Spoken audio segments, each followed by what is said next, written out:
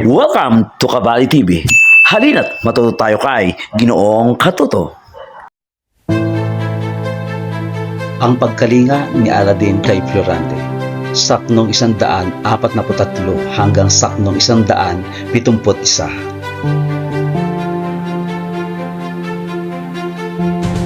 Sa mga saknong na ito, ipinakita ang mahalagang pangyayari matapos mailigtas ni Aladdin si Florante mula sa tiyak na kamatayan sa gitna ng gubat. Matapos niyang mapatay ang mababangis na leon na handang sumalakay kay Florante. Agad niyang nilapitan ang nakagapos na binata at siya ay kanyang kinalagan. Dahil sa matinding pagod, sakit at gutom na naranasan ni Florante habang sinakagapos sa puno, siya ay nawala ng malay. Nagpakita ng kabutihan at awa si Aladdin kahit magkaiba sila ng pinagmulan at pananampalataya.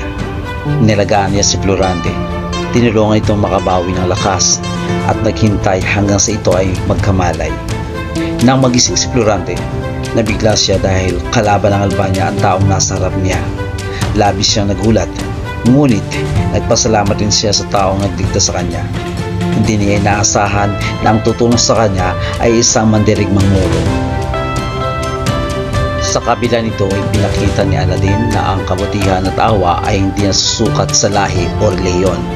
Habang sila ay nag-uusap, unti-unti nagkaroon ng tiwala si Florante kay Aladdin at ipinahayag niya ang kanyang pasasalamat sa pagliligtas sa kanyang buhay.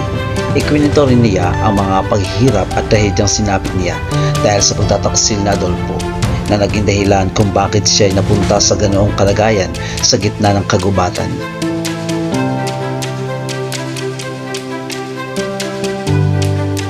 Sa bahaging ito na akda ay pinapakita ang kahalagahan ng kabutihan ng puso at pagiging makatao sa kapwa kahit na magkaiba ang pinagmulan. Ang pagtulong ni Aladdin kay Florante ay nagpapakita ng tunay ng kabayanihan, ay hindi lamang nasusukat sa lakas at tapang sa pakikipaglaban, kundi pati na rin sa kakayahang tumulong at magpakita ng habag sa kapwa.